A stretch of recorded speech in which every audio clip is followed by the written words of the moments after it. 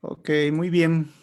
Continuamos con nuestro estudio de el libro de Apocalipsis. Estamos por el capítulo 14 y simplemente dejar que la palabra de Dios nos hable. Libro de Apocalipsis, un libro que ha sido tergiversado, manipulado, no lo sé, diría, no, mal utilizado. La idea es que podamos recordar que este libro ha sido escrito en un tiempo de persecución de la iglesia y como su mismo nombre dice, Apocalipsis es la revelación de Jesucristo para dar ánimo, dar fortaleza, hacerles entender a esas 7 iglesias que iba dirigido, que el mal no va a vencer, sino que Dios tiene el control y a pesar de que aparezcan personajes, tipo de metáforas con animales o símbolos, a pesar de que venga un sufrimiento cruel a los seres humanos y aún a la creación de Dios, Dios tiene el control. Estamos ya por el capítulo 14. Voy a probar a ver si pasamos nuestra diapositiva con el estilo que podemos manejar un poquito y esperar si funciona, pero vamos a recordar también que Juan escribe esto en el año 90 a 95. Si todo está saliendo bien, pónganle la hija y lo que están, ¿no?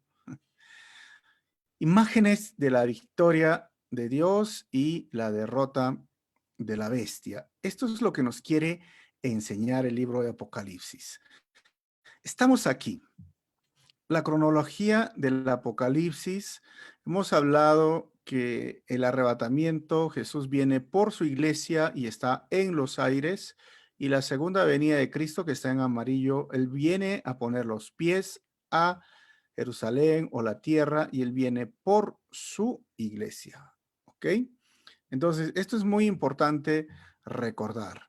Estamos justo en estos 3 años y medio donde está esta flecha roja, porque ya hemos visto los 4 caballos, hemos visto los 7 sellos, estamos por la 7ª trompeta que se va a tocar pronto y va a traer las 7 copas de la ira. Esta es la última semana, 7 años. 3 años y medio de protección y 3 años y medio de persecución, como hemos visto anteriormente. Estamos en el capítulo 14 y muy pronto vamos a ver qué va a suceder. Obviamente esta es una idea que tenemos. Apocalipsis tampoco es un mapa, ¿no? Diríamos, tal evento va a suceder, cada capítulo está escrito de forma cronológica, no, más bien nos da una idea de lo que va a venir y lo que va a suceder. Así que recordemos que queremos estudiar con el método inductivo y dejar que la palabra de Dios nos hable. A manera de introducción, después de que Juan ve esas 2 bestias, recuerdan que representaban al anticristo y al falso profeta, ahora él ve al Cordero.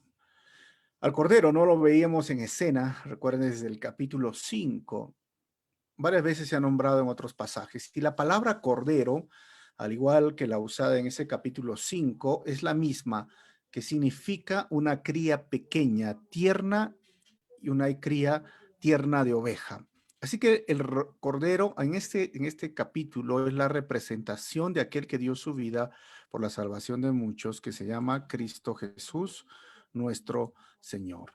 Este capítulo trae 3 partes importantes. Los 144,000 y el Cordero, los 3 ángeles con 3 proclamaciones desde el cielo y la cosecha de la tierra. Así que eso es lo que vamos a ver, y la primera parte vamos a ver que está dividido en 2.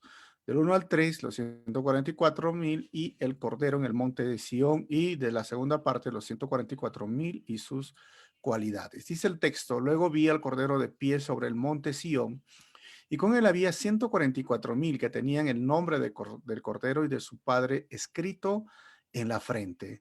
Surgen preguntas, ¿no? El Cordero de pie sobre el monte Sión, ¿dónde es el monte Sión? Los 144,000 tenían el nombre escrito en la frente. Bueno, muchas teorías se escriben sobre esta frase, ¿no? Recuerden que el monte Moriah y el área del templo en Jerusalén también son parte de este monte Sión.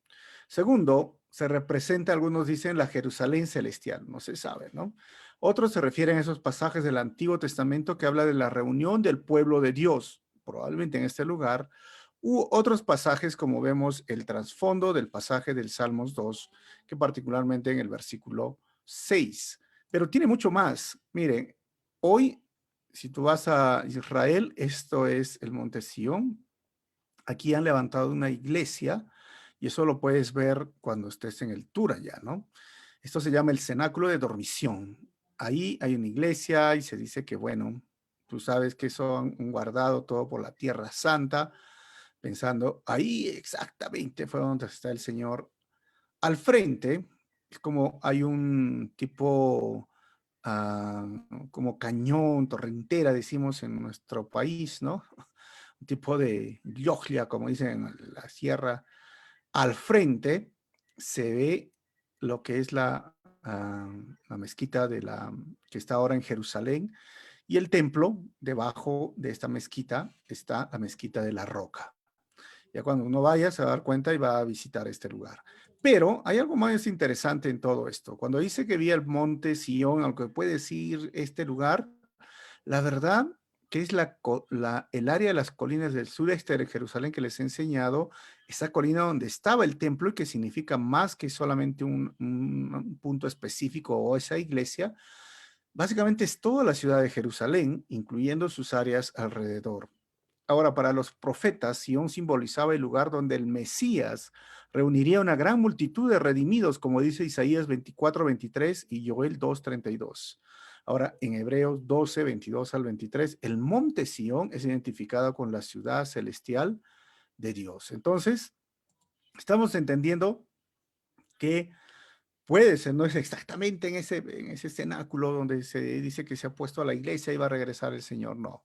Ahora, ese pasaje que se nos muestra el Cordero de pie en Monte Sión nos confirma que este pasaje no está dando claridad, nos está dando, perdón, claridad acerca del final de los 7 años del juicio en la tierra, porque la segunda venida, Él viene a poner sus pies en el Monte Sión. Basado en que Hechos 1:10 al 11, recuerda cuando Jesús subía, Él dijo que así como ven que Jesús está subiendo, Jesús volverá de nuevo a Jerusalén en su segunda venida. Por eso decimos que el arrebatamiento y la segunda venida son eventos diferentes. Estos 144,000 que aparecen, ya los hemos visto en el capítulo 7. ¿Quiénes son? Judíos, 12,000 de cada tribu. Dios los ha protegido y de manera especial ahora los vemos reunidos con Jesús cuando Él venga por segunda vez en el monte Sión. O sea, y Dios los va a proteger porque ellos van a pasar toda esta gran tribulación y una especie de conferencia mundial, seríamos, ¿no? De sellados, porque ellos tienen el sello de Dios, así como Satanás tiene su sello, ellos tienen el sello de Dios. Ahora, nosotros como iglesia también estaremos cerca de la de esta escena, pero venimos con Jesús, porque eso se viene, Jesús viene por su iglesia en el arrebatamiento, en la segunda venida, a poner los pies en Sion, viene con su iglesia, ¿no? Y nos recuerda de nuevo ese sello que se puso hace mucho tiempo. Versículo 2 entonces, y oí un sonido que venía del cielo. Era como el rugido de grandes olas de mar o el retumbar de fuertes truenos. Parecía el sonido de muchos arpistas tocando juntos. Ese era el sonido. Versículo 3. Ese gran coro entonaba un nuevo canto maravilloso delante del trono de Dios y delante de los 4 seres vivientes y los 24 ancianos. Nadie podría aprender podía aprender este canto aparte de los 144,000 que habían sido rescatados de la tierra. Imaginémonos pues un coro enorme, enorme. Hemos hablado cuando Juan ve el templo, ve el trono, ve los 4 seres vivientes, los 24 ancianos, y ya esos hemos descrito en estudios anteriores, pero lo interesante es que nadie puede aprender ese canto. ¿Por qué? Porque solamente ellos lo pueden cantar. Estos 144,000 que no son la iglesia. Uno dice son la iglesia, no, porque la iglesia de Cristo tiene su canción que hemos visto en Apocalipsis capítulo 5, versículo 9 al 10. Y entonaban este nuevo cántico, algunos dicen, recuerdan el cántico de nosotros, de aquellos que conocemos, Digno eres de recibir el rollo escrito, de romper sus sellos, porque fuiste sacrificado y con su sangre compraste para Dios gente de toda raza, lengua, pueblo y nación. Y de ellos hiciste un reino, los hiciste sacerdotes al servicio de nuestro Dios y reinarán sobre la tierra. Apocalipsis capítulo 5, versículo 9 al 10. Así que recordemos esto cuando estamos estudiando este versículo, que es muy importante para cada uno de nosotros recordar que hay algo diferente eh, entre lo que lo cantaban los 144,000 y lo que cantaba la iglesia. Nosotros tenemos un cántico diferente. Nosotros, de todo pueblo, de toda nación, algunos dicen, pero ¿qué lenguaje van a cantar? Y algunos piensan, bueno, ¿y por qué no se podía cantar ese canto? Algunos dicen, bueno, suponemos que puede ser el hebreo. Como digo, hay un montón de especulaciones, un montón de cosas que podríamos decir o hablar, pero lo más importante es que recordemos que el Señor hoy nos está mostrando que la victoria es de nuestro Señor. ¿Ok? Entonces, rápidamente nos vamos a poner donde estamos acá. Recuerden que este monte, hasta el día de hoy, lo pueden visitar si ustedes tienen la oportunidad de ir a la Tierra Santa. Ya saben que pronto pueden ir, no se olviden. Entonces, regresamos a este cántico que estaba solamente en boca de ellos. Y estos 144,000 sea muy parecida, ¿no?, a lo que cantamos la iglesia, pero la palabra dice que fueron redimidos. Eso significa que alguien ha sido rescatado. Estos 144,000. Y era un término, recuerden que la palabra redimido, de legalidad comercial que se usaba cuando alguien rescataba a alguien que había sido empeñado. Así que estos 144,000 pasan. Ya es un estudio aparte de lo que hemos hecho, que lo pueden revisar en la página de Dulos o de Calvary. Ahora, segundo punto, los 144,000 y sus cualidades. Ellos se han mantenido tan puros como vírgenes y son los que siguen al Cordero donde quiera que va. Han sido comprados de entre los pueblos de la tierra como ofrenda especial para Dios y para el Cordero. Entonces, como yo les decía, ¿no? Han sido comprados, redimidos. Esa es la palabra que se usa. Pero se han mantenido tan puros como vírgenes. No está diciendo que son vírgenes, ¿no? Recuerden que estos hombres van a estar viviendo en la época más inmoral de la historia. Pero estos hombres habrán sido llamados por Dios con una misión específica que son de cada tribu, 144,000. Pero también, así como Jesús no se casó por su misión especial, porque recuerden que Jesús fue soltero, estos hombres probablemente no se casarán debido al peligro que se van a enfrentar.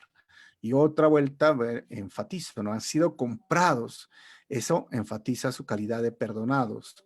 Ojo, no es por sus virtudes, sino por el sello de Dios en sus frentes, que son como una ofrenda especial. Básicamente son los primeros judíos que creyeron, 144,000.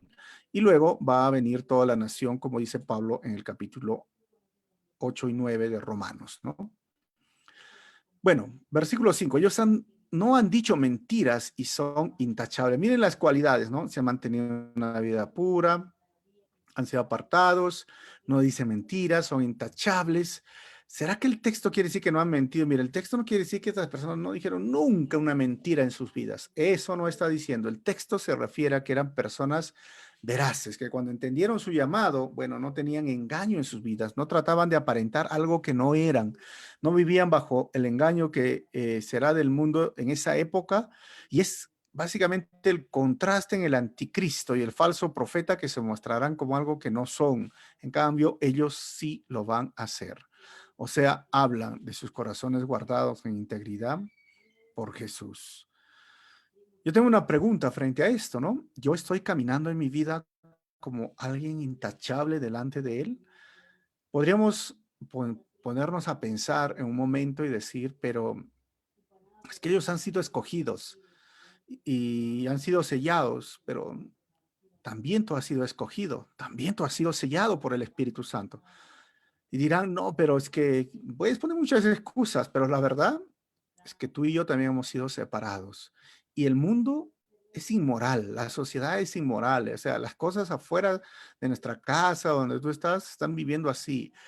Está en ti y en mí permanecer puros, que no significa que soy como perfecto, pero maduro se llama, y mantener una pureza que pueda realmente reflejar santidad, porque sin santidad nadie verá al Señor. Por eso estoy caminando en mi vida como alguien intachable delante de Él. Bueno, les dejo esa pregunta. La segunda parte, 3 ángeles con 3 proclamaciones desde el cielo. Primero, el primer ángel proclama el evangelio. Segundo, el segundo ángel proclama la caída de Babilonia. El tercer ángel provoca el juicio venidero del 9 al 11 y del 12 al 13 los santos perseveran y son dichosos por su fidelidad. Es como esta imagen. 3 ángeles, miren, viene desde el cielo. Dice el versículo 6, y vi otro ángel que volaba por el cielo y llevaba la eterna buena noticia para proclamarlo a los que pertenecen a este mundo, a todo el pueblo y toda nación y tribu y lengua. La buena noticia, en otras palabras, dice el evangelio, porque el evangelio es la buena noticia. Y se van por todos los pueblos, por todas las naciones, por todas las lenguas, a proclamando y anunciando. Esta eterna buena noticia, recuerden que esa palabra evangelio significa buenas noticias, y el hecho de que este ángel lo tenga, no podemos explicar a qué se refiere literalmente, no como miramos esa imagen y está gritando, no, Jesucristo, oh Jesucristo. Ahora, la razón por la que tiene el evangelio es porque está encargado de llevarla a todo el mundo, simplemente. Y recuerden que Jesús dijo que al final de la tribulación se escucharía el evangelio en todo el mundo. Mateo 24:14, cuando Jesús dijo, y se predicará la buena noticia acerca del reino por todo el mundo, de manera que todas las naciones la oirán y entonces vendrá el fin. Algunos dicen, bueno, lo que pasa es que no va a venir el fin hasta que no se haya un gran movimiento misionero en todo el mundo. Pero es curioso porque si sale este ángel ya no dice que se van a convertir o que ellos van a seguir a Jesús. Lo que dice es que el evangelio tiene que ser anunciado, proclamado. Es como en nuestra misma sociedad y aún incluso en nuestra familia. A veces no todos siguen a Jesús, ¿no? Pero el evangelio ha sido proclamado y ha sido anunciado. Entonces, esto que estamos viendo acá dice, va a ser así, de esta forma. Como les dije, hay algunos que dicen que la iglesia es la que tiene que cumplir parte de esta profecía, pero es interesante lo que está escrito en este capítulo, porque son los ángeles, este ángel exclusivamente saliendo y proclamando. Y aún, si miramos un poco más el panorama, ya tenemos 144,000, entre comillas, los llamaríamos misioneros o siervos de Dios que se cargan de predicar, de proclamar al Mesías, de esos sellados. O sea, creo que nadie en la tierra va a tener excusa de decir que no escuchó el nombre de Jesús. Hoy la tarea es enorme, pues, ¿no? Hay más o menos 2,800,000 personas que no conocen el nombre de Jesús. Bueno, y tenemos que hacer misiones, porque ellos tienen que darle la gloria al Señor, pero Dios al final es el que tiene la última palabra y eso es lo que estamos viendo en el libro Apocalipsis. Así que ah, voy a seguir avanzando. Versículo 7. Teman a Dios, gritaba. Denle gloria a Él, porque ha llegado el tiempo en que ocupe su lugar como juez. Adoren al que hizo los cielos, la tierra, el mar y todos los manantiales de agua. Y dice claramente el texto, teman a Dios, gritaba, denle la gloria a Dios, ha llegado ahora el tiempo que ocupe su lugar como juez. Ya recuerden, la gracia no hay. Ahora viene el juicio, el juez. Versículo 8, el segundo ángel proclama la caída de Babilonia. Luego otro ángel lo siguió por el cielo mientras gritaba, Babilonia ha caído, cayó esa gran ciudad, porque hizo que todas las naciones del mundo bebieran el vino de su apasionada inmoralidad. Ahora, este es Babilonia. ¿De qué vino, de qué inmoralidad está hablando? Mira, Babilonia, este nombre no se refiere a la Babilonia histórica de las que nos hablan las enciclopedias, sino que este título Juan lo usa para referirse al sistema del mundo que dominará la tierra, el sistema dirigido por el anticristo.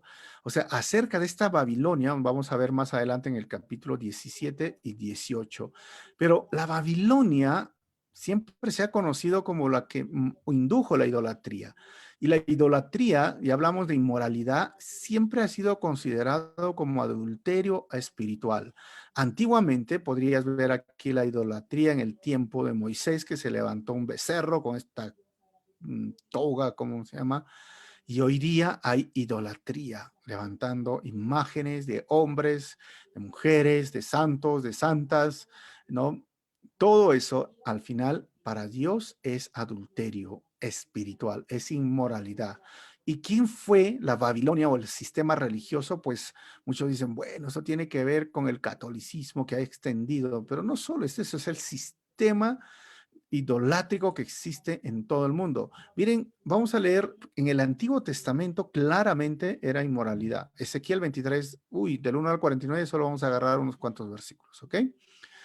Dice, la mayor se llamaba Jolá y la menor Ojilabá.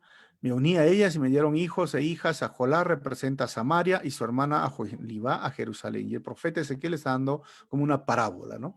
Mientras a Jolá, que era Israel o Samaria, me pertenecía, me fue infiel y se enamoró perdidamente de sus amantes los asirios. Mire, la infidelidad es considerada como inmoralidad espiritual. Todos ellos guerreros vestidos de púrpura, gobernadores y oficiales, jóvenes apuestos y hostiles jinetes. 7. Como una prostituta se entregó a la mejor de los asirios, y está hablando de Israel y Samaria, Judá y Samaria, se contaminó con todos los ídolos malolientes que pertenecían a sus amantes.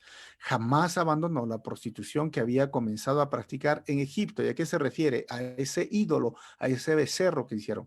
Desde su juventud, hablando en metáfora, fueron muchos los que se acostaron con ella. ¿Por qué? Porque Israel y Judá se fueron tras Moloch, a ese dios que permitía que los niños en su vientre sean quemados. Astarot, Astaret, Baal, ahora todo dice, se acostaron con ella desde su juventud. Fueron muchos los que se acostaron con ella. Fueron muchos los que acariciaron sus pechos virginales y se apasionaron con ella. Aunque fuera grotesco estos versículos, están mencionando la inmoralidad espiritual o el adulterio espiritual. Es decir, para Dios, adorar a ídolos es ser un adúltero espiritualmente. Oseas nos va a clarificar esto. La primera vez que el Señor habló por medio de Oseas, le dijo, ve y toma por esposa una prostituta y ten con ellos hijos de prostitución, porque el país se ha prostituido por completo, se ha apartado del Señor. Por eso, hermanos, amigos que están escuchando este sermón de enseñanza, es grave, totalmente grave, ofensivo a Dios, postrarse ante ídolos. La idolatría es abominación, lo que más detesta, y lo peor que muchos hoy están ciegos es que no entienden que para Dios es considerado adulterio espiritual.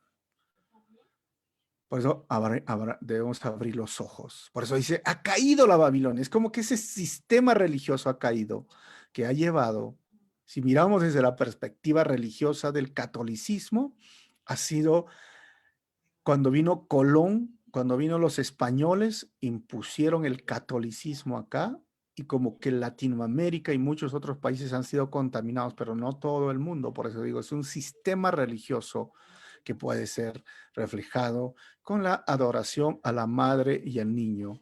En varias culturas y varios países, la adoración al niño y a la madre tienen nombres diferentes. Gala a hijo, Isis y Horus en Egipto, María y Jesús en el catolicismo. Tenemos en la India a Arham y Yum, no sé si se lee bien, la diosa madre de los aztecas, de los mayas. O sea, hay mucho, la adoración entre la madre y el niño está en todas las culturas. Lo único que hizo Roma en el tiempo de Constantino es adoptar esa adoración a la madre y al niño, y que obviamente hoy lo están haciendo tristemente en muchos lugares. Versículo 9. Después un tercer ángel lo siguió mientras gritaba, y todo el que adora a la bestia y a su estatua o acepte su marca en la frente o en la mano. Miren, el tercer ángel viene, porque eso, ¿qué es la marca? ¿Se acuerdan? Hemos dicho puede ser, porque no sabemos, ¿no? Puede ser eso, el símbolo de las barras, puede ser el chip, puede ser, la verdad es que lo sabremos más adelante. ¿Qué pasa si ellos se hacen poner el sello, esa marca? Tendrá que beber el vino de la ira de Dios, que se ha servido sin diluir en la copa del furor de Dios. Ellos serán atormentados con fuego y azufre ardiente en presencia de los ángeles santos y del Cordero. Dios no quiere que el ser humano vaya ahí. El infierno, literalmente conocido como el lago de fuego, es el lugar donde ellos van a ser lanzados junto con Satanás y sus demonios.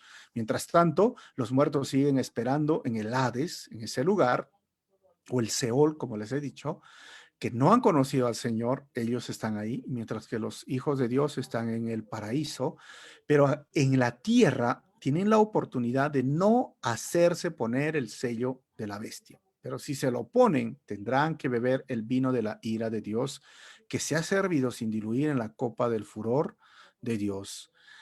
¿Qué va a pasar en ese lugar? Miren, serán atormentados con fuego y azufre ardiente en presencia de los ángeles santos y del Cordero. ¿Qué significa? Que el infierno no es el reino de Satanás, primeramente, ¿no? Que el infierno no gobierna a Satanás. Hay películas que ponen a Satanás, ¿no? Con su trinche y su sillón. No, es Jesús, dice, en presencia de los santos y del Cordero, o sea, de los ángeles, en presencia de ellos, porque es como un tipo de cárcel, si lo podríamos llamar. Y es más, el sinónimo de atormentado es torturado. Busquen las palabras, ¿no? ¿Qué es atormentado? Torturado en presencia de los ángeles y del Cordero.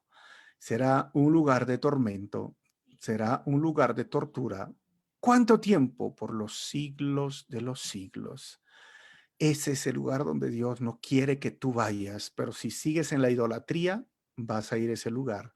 Si sigues sin hacer a Jesucristo como tu Señor y Salvador, vas a ir a ese lugar. Si sigues con tu religión pensando que te va a salvar, vas a ir a ese lugar. Solo Jesús es el único que te puede librar de ese lugar, el Cordero que quita el pecado del mundo. Mateo 26:39 dice, yendo un poco adelante, se postró sobre su rostro orando y diciendo, Padre mío, si es posible, pasa de mí esta copa, pero no sea como yo quiero, sino como tú. Esa copa, la copa de la ira, el juicio, es lo que Jesús mismo también decía, por favor, pero si te haces poner el sello, vas a sufrir esa copa de la ira. Mira, miren lo que escribe, dice el versículo 11, el humo de su tormento, porque es tortura, subirá por siempre jamás, y no tendrán alivio ni de día ni de noche, porque adorarán a la bestia y a su porque adoraron, perdón, a la bestia y a su estatua y aceptaron la marca de su nombre. Así que ese va a ser el destino de aquellos que han rechazado a Jesús, que no quieren a Jesús. Según las escrituras, hermanos, los seres humanos deben responder por fe al ofrecimiento de Dios. Marcos, Hechos nos dicen, mientras están vivos, porque recuerden que una vez que uno está muerto, lo enseguida viene el juicio. Si rechazan ese ofrecimiento, las consecuencias del castigo van a ser eternas. Así que el castigo de los malvados es totalmente opuesto a la bendición del cielo de los que son justificados. Hechos 3:19 dice, ahora pues, arrepiéntanse de sus pecados y vuelvan a Dios para que sus pecados sean perdonados. No hay otra forma. Arrepentirse significa cambiar de actitud, cambiar tu manera de pensar y cambiar tu conducta referente al pecado y te vuelves a Dios y tus pecados van a ser borrados. Es la única forma que podemos librarnos de esa condenación. 12 y ya estamos terminando, ¿no? Los santos perseveran y son dichosos. Esto significa que el pueblo de Dios tiene que soportar la persecución con paciencia, obedeciendo sus mandamientos y manteniendo la fe en Jesús. Recuerden esto, con paciencia. Perseveramos porque somos salvos y no para llegar a ser salvos. Y no importa las circunstancias a tu alrededor, el que persevera hasta el fin será salvo. Ese día será como este, ¿no? Donde el Señor venga. Ahora 13. Y oí una voz del cielo que decía, escribe lo siguiente, benditos son los que de ahora en adelante mueren en el Señor. El Espíritu dice, si ellos son en verdad benditos, porque descansarán de su arduo trabajo, pues sus buenas acciones los siguen. Así que hay una bendición, son benditos, En verdad son benditos porque han descansado de su arduo trabajo, el trabajo que les encomendó el Señor. Ahora, estos últimos versículos hablan de dos cosechas, ¿no? Dos diferentes cosechas como manera de introducción. La primera es la cosecha de granos que menciona la Biblia y la segunda es la cosecha de las uvas. Así que si es posible mantener esta distinción, lo que dice yo, el 3:13, las dos cosechas son vistas como un juicio. Cuando se habla de cosecha es juicio. La primera cosecha será de los justos, según Mateo 9, 37 y 38 y sus textos paralelos en los evangelios sinópticos. Y la segunda aparece en Isaías 63, 2, 6 y Jeremías 51, 33. Y se refiere a los que no son justos. ¿Ok? Entonces, esta última parte de la cosecha de la tierra, el 14 al 16, la cosecha de la tierra está madura y es su tiempo. Y del 17 al 20, la cosecha de la tierra se efectúa y se llena el lagar de Dios. Imaginémonos, ¿no? Este tiempo, esta imagen de cosechar. Dice el versículo 14, entonces vi una nube blanca y sentado en la nube estaba alguien parecido al Hijo del Hombre. Tenía una corona de oro en la cabeza y en la mano y una hoz afilada. Pareciera como esto, ¿no? Una hoz afilada, una nube blanca sentado, parecido al Hijo del Hombre. Alguien así, este personaje, siempre decimos, ¿no? ¿Quién es? Alguien, al Hijo del Hombre. ¿Es Jesús? Pues obviamente, porque esa palabra Hijo del Hombre 25 veces en Mateo se usa para llamar en Daniel 7, Apocalipsis, todo lo que estamos viendo. Hay algunos que dicen que no lo es, pero vamos a ver qué dice Mateo 13, 39, 42. El enemigo que sembró la maleza entre el trigo es el diablo. La cosecha es el fin del mundo y los cosechadores son los ángeles. Tal como se separa la maleza y se quema en el fuego, así será el fin del mundo. Ahora, ¿son los ángeles? ¿Es Jesucristo? El Hijo del Hombre enviará a sus ángeles y ellos quitarán el reino todo lo que produzca pecado y a todos aquellos que hagan lo malo. Y los ángeles los arrojarán al horno ardiente donde habrá llanto y rechinar de dientes. Y este es el momento que aparece y que viene. Pero siempre causa este tipo de versículos un poquito de controversia. ¿Por qué? Versículo 15 dice, entonces vino otro ángel desde el templo y le gritó al que estaba sentado en la nube. O sea, si es que es el Hijo del Hombre y si es que Jesús y le gritó, bueno, es algo interesante, ¿no? Da rienda suelta a la voz porque ha llegado el tiempo para cosechar. Ya está madura la cosecha de la tierra. Pareciera que como que le está gritando, es interesante. Solo el Señor al final lo sabe, ¿no? Dice, ya corta de una vez, ya está listo la cosecha. 16. Y el que estaba sentado en la nube pasó la voz sobre la tierra y toda la tierra fue cosechada. Entonces, es como en Daniel, ¿es o no es? Pareciera que es o no es, porque el texto de Mateo dice que es Jesús quien va a enviar, no que él lo va a hacer. Y acá nos da a entender que es él el que lo hace, el que estaba sentado en la nube, pasó la O sobre la tierra. Nos está mostrando una nueva verdad, o es que es otra persona. Como les dije al final, llegar a conclusiones con estos textos es pensar que tenemos toda la razón, pensar que hemos descubierto todo, pero simplemente dejar que el texto nos hable. Al final, el juicio va a llegar. Versículo 17, después vino otro ángel desde el templo que está en el cielo y él también tenía una hoz afilada. Luego otro ángel que tenía poder para destruir con fuego vino desde el altar y le gritó al ángel que tenía la hoz afilada, pasa ahora tu hoz y haz los racimos y junta los racimos de los viñedos de la tierra, porque las uvas ya están maduras para el juicio. Recuerden que dice otro ángel que tenía poder de destruir con fuego.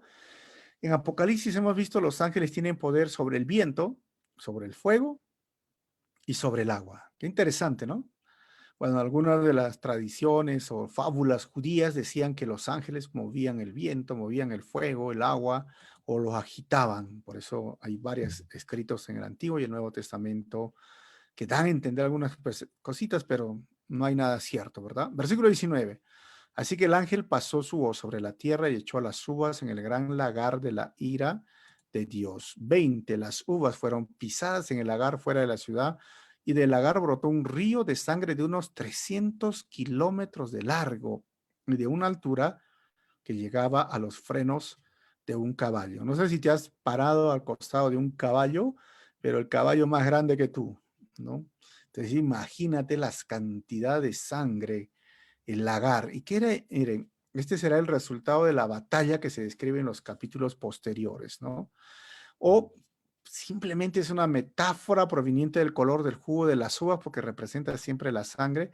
La pregunta principal es si se trata de un texto literal o simbólico. O esto describe una batalla en el tiempo y el espacio, o es una batalla cósmica entre el bien y el mal. Un género literario apunta a esto último, pero las palabras de Jesús en Mateo 24, Marcos 13 y Lucas 21 explica algo que podríamos ser un poquito lo primero, el juicio. ¿Qué es un lagar? Miren, es donde se pisa las uvas. Por eso el color rojo. Y recuerden que en el Antiguo Testamento el lagar siempre es una metáfora para el juicio. O sea, si así ves el tamaño pisando las uvas y este color rojo así, como dice Isaías 63 o Isaías, imagínate que hay lagares donde va a venir así, donde se ponía un pedazo de piedra como un tipo de piscina y ahí se pisa la uva, pero algunos lagares te llegan así, hasta la pantorrilla, hermano, la rodilla más arriba, pero ahora dice que va a llegar hasta la altura de tu cuello o los frenos de cabeza. Eso va a ser una matanza, ¿no? Terriblemente. Y lo último que me gustaría decir, cuando dice que brotó un río de sangre como 300 kilómetros de largo, algunos indican que es la distancia entre Dan y Beerseba, cuyo significado expresa que el juicio cubre simbólicamente toda la tierra prometida, porque ahí se van a juntar y se van a reunir en esa batalla de Armagedón. Conclusiones finales, hermanos. La idolatría es adulterio espiritual y también puede llegar a ser prostitución espiritual, como hemos visto, eso es feo, ¿no? Y el castigo eterno será un lugar de tormento y nunca habrá descanso. Y la tercera conclusión, al obedecer y ser fiel, el obedecer y ser fiel ratifican mi salvación. Y el tiempo de la cosecha está llegando para justos e injustos. ¿Por qué no oramos? Señor, te damos gracias en este día. Gracias por tu palabra.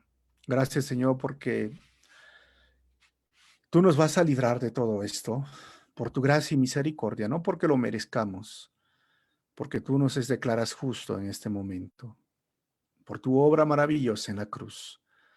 Pero qué terrible será el juicio para aquellas personas que hasta el día de hoy niegan tu nombre, no quieren obedecer a ti y quieren seguir sumergidos en su religión, en la idolatría, arrodillándose o prendiendo velas tras ídolos.